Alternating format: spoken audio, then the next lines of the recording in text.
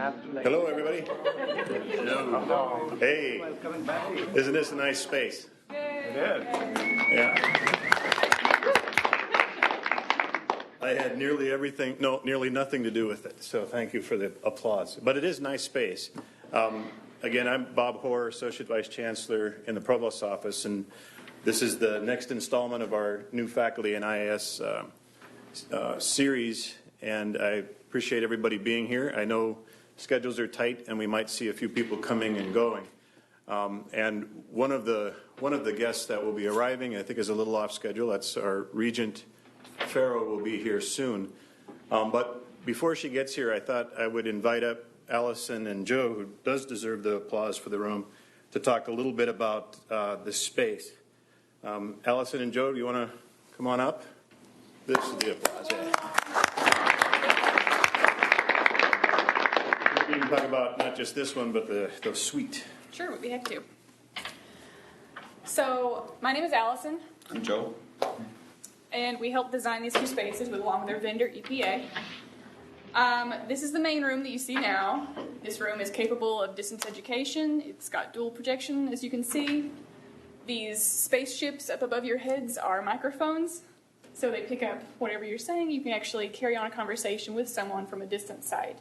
So you don't have all those little microphones on the tables that you have to remember to turn on and turn off. So that's a little more convenient. A couple of the features, it's got teleconferencing built in. We have a full podium up here with a installed computer, a document camera. We also have the ability to do wireless presentation via laptop, and also we'll be able to do wireless mobile presentation in the near future. That pretty much sums up this room. The next room back here is our collaboration room. That again has the ability for wireless laptop presentation, with the addition of a couple wired connections on the desk itself. And it's a really nice collaboration space. So if you wanted to have a meeting with 6 to 8 people and you didn't want to use this huge space to show all of your documents, it's a more intimate space for gathering and going over your items that you want to talk about. There's some nice seating for break time and things like that too. Mm-hmm. Our last room is a smaller version of this room. It's a walk-up laptop room. Mm-hmm. Designed for, has the wireless laptop capability. It's got some wired connections. It's got the ability to expand if we decide we want to do an installed PC or some other features in the future.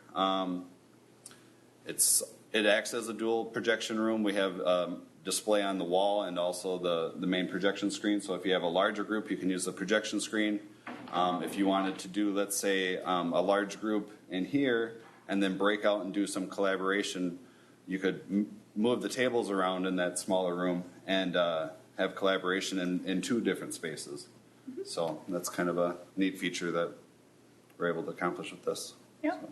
And that pretty much sums it up for all of these rooms. So we won't take up any more of your time. Unless there's questions, right? Yeah, unless there's questions, of course. Yes? Can any of these rooms available for department meeting? So the scheduling of these rooms, the backstory on this is that we haven't had spaces that were identified on campus specifically for professional development activities. We have a lot of professional development activities going on around campus, but we've been finding spaces as we can, trying to avoid classes, that sort of thing. So this space was built with that in mind. So the first come on in terms of priorities will be professional development activities, but we are putting it into the scheduling system that will make it available. So the answer is yes, if it's available, and room utilization hopefully will make it not available very often because we're going to be doing so many wonderful things in here. So yes, it's available, but not quite yet. It's not in the system. Good question, though. Department chair question, all right. Any others? Yes. Just to add, if you need a room like that kind of a setup, other places on campus, like in Wing, we have a place, so that should be available. Wing is too far for winter meetings. So. You can almost see this room from your office. Yeah. The wonderful centrally located, right? The other things that were going on in the library, naturally, I'm assuming you're aware of, is the expansion of the Murphy Learning Center happened last year, and we're expanding or replacing many of the computers and designing some of the other spaces within the library. So a week from today, at the same time, will be an open house, and you'll be able to kind of wander around and look around at everything. And I think that announcement came out today in the campus? Coming out. Or is coming out? Coming out. All right. So mark your calendars. Next Wednesday at 3:30 in this same general area, we'll have a little bit of a program and then tour the entire library. So the Learning Center is physically right above us. So if you don't like that beam, that's important because it separates the Learning Center from our professional development, ICE Center. It keeps them up there. We want to keep them separate, and that beam's doing it. There's a pun in there somewhere. Work with me on it. Because people are going to ask, why is that beam right there? We need some good answers to that. So that's your challenge. All right. Any other questions for Allison or Joe? All right. Thank you very much. Thank you.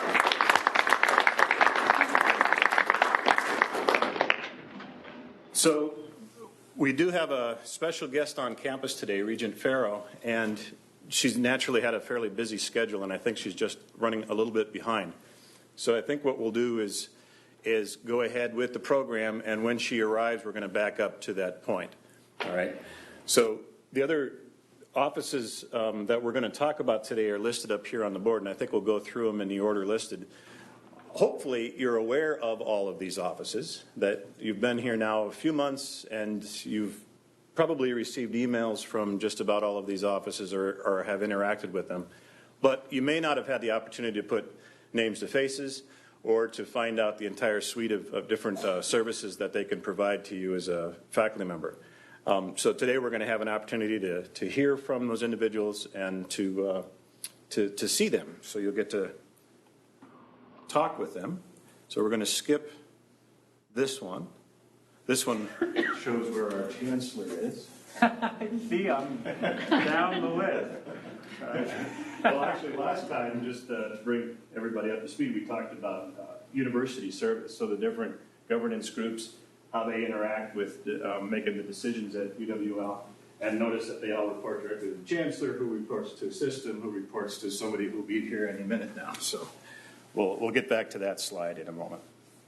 All right.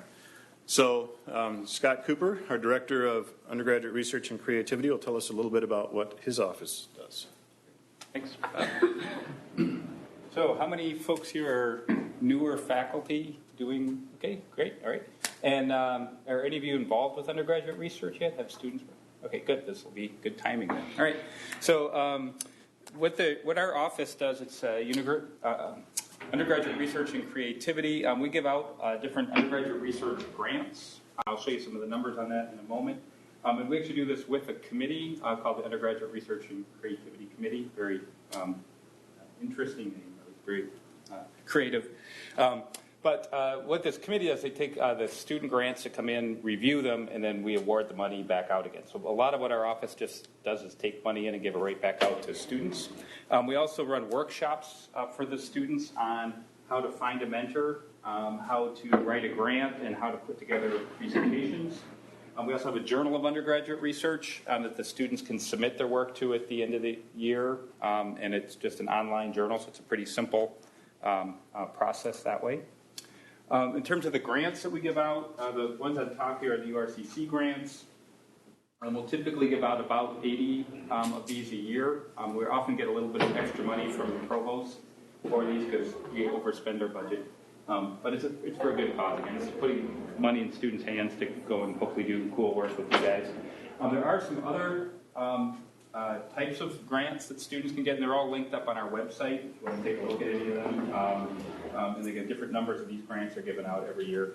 But in the ballpark of $250,000 a year is given out to students for undergraduate research on our campus.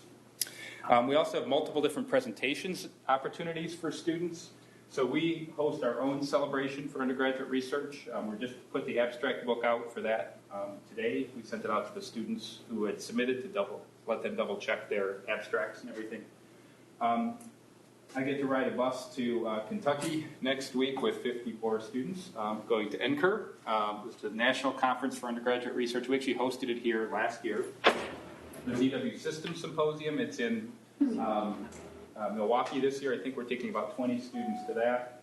The week before spring break, we had 6 students present at the posters on the rotunda. So they set posters up in the middle of the Capitol and present there, and different legislators come down and talk to them. So again, a variety of different opportunities for students to present their work as well.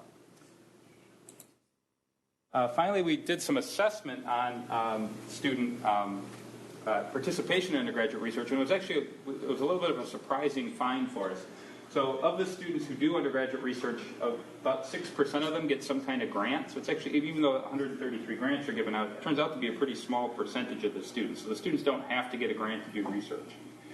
Most departments will have some kind of a 499 course. So in biology, it's Bio 499. And this is where they can get credit for doing undergraduate research. Right? And this is also, again, a good opportunity for students. And actually, now with the new transcripts, the title of their project actually shows up on the transcript, which is kind of cool.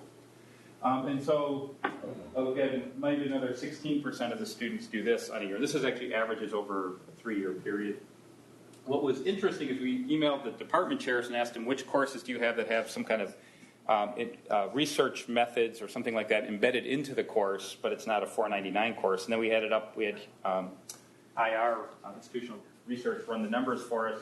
And it turned out that this is the majority of the research experiences our students get are course embedded. And it's actually an interesting model. We have all sorts of different things from the marketing department will have local businesses give them something that they want to work on, and they'll break it up into the students. I teach a class where we actually use faculty as clients, so we ask faculty, is there a project you want us to work on? It's a molecular biology lab, and the students go and do work for those faculty members and give them the products at the end of the semester. So you can be kind of creative with this. It doesn't have to fit in one model where the student writes a grant and works on the project. Right? They can do it in a number of different ways, and they are being done on campus that way. We have a couple of other projects that are going on. There's an Eagle mentoring project. I won't go into too much detail on that one because I'm not as familiar with it, but we did just start something called Eagle Apprenticeships. So we piloted that with 4 students this year, and the admissions department identified, or admissions office, I guess, identified 4 freshmen that they really wanted to bring here, and we gave them an apprenticeship. Financial aid is paying them, and then our office matched them up with mentors. Right? And they're basically being an apprentice for a faculty member. And the idea here, being a faculty member myself, I think the faculty members need to get something out of it as well. So this is kind of their assistant, but they're helping them out on kind of one of their projects. And they actually can go for up to 2 years. So the first year they get $1,000. If they stay in it, they get $2,000 their sophomore year. So it's kind of a recruitment and retention thing. We're scaling that up to 25 students this year. So down the road, we'll have 50 students in the program at any time, 25 freshmen, 25 sophomores. We also just started a policy research network. If you're in the, actually just about any field, we asked 10 different local legislators and community leaders for potential policy research reports, topics that they like on, and we have, I think, 34 different topics right now that are up there. They're up on our website. And so you can look at those. You can either have students work on them independently with you as a research project, or some faculty are using them as course-embedded projects. So here's a whole list of projects that somebody cares about. Give them to the students as course assignments. And then at the end of the semester, we kind of polish them up, and they go as policy reports to the local legislators, which I think is kind of cool. Whisker is, there's a Council of Undergraduate Research, and we started a Wisconsin chapter of that, so we had to come up with a cool name, so we came up with Whisker. And this is a Wisconsin System Council of Undergraduate Research. And so this is actually becoming not even just institutionalized, but we're becoming kind of systematized. And then finally, our office also helps students with kind of external scholarships, so things like Goldwater scholarships, Truman's, Fulbrights, things like that. So if you have students that you think might be interested in that, we have that up on our website. And I'm just going to very, very briefly show you this, but we tried to put everything into one site. So there's information here for students on how to find a mentor, different tips on that. In terms of funding, these are links to all the different grants we offer on our campus. There are also links here to all sorts of different national grants, if they're interested in looking at that, and then the postgraduate grant. So this could be things like a Fulbright scholarship or something like that. So kind of put everything in one site. For presenting, these are all the different meetings they can go to, and we have information on how to write a poster, oral presentations, Journal of Undergraduate Research. And then we also have some faculty resources, so some ideas of how to help you manage mentoring students, either in a course embedded approach or if you're going to do it one-on-one, kind of the more traditional method. So, and I think that's it. Any questions? So that program that's scaling up from 4 up to 25, those students are being identified now, is that right? Correct, yeah. So Corey Shilquist in admissions, they use this as a recruiting tool to help get really good freshmen to come here, and then we pair them up. So Corey recruits them, Louise pays them, and we match them up with a mentor. So it's kind of a And so where do you get the list of mentors? So if we have some newer faculty that are interested in being on the list. Yeah, so far we've only done this with 4. Right. So I just looked at what the students were interested in. I emailed people I knew in those areas that had mentored undergraduates and got going from there. We're going to have to come up with a little bit more systematized method to do that. Right now it's been kind of who I knew, but that's going to dwindle pretty quickly. So yeah, so if we have some new faculty members, or sometimes I'll email a department chair, say I've got a couple students in marketing.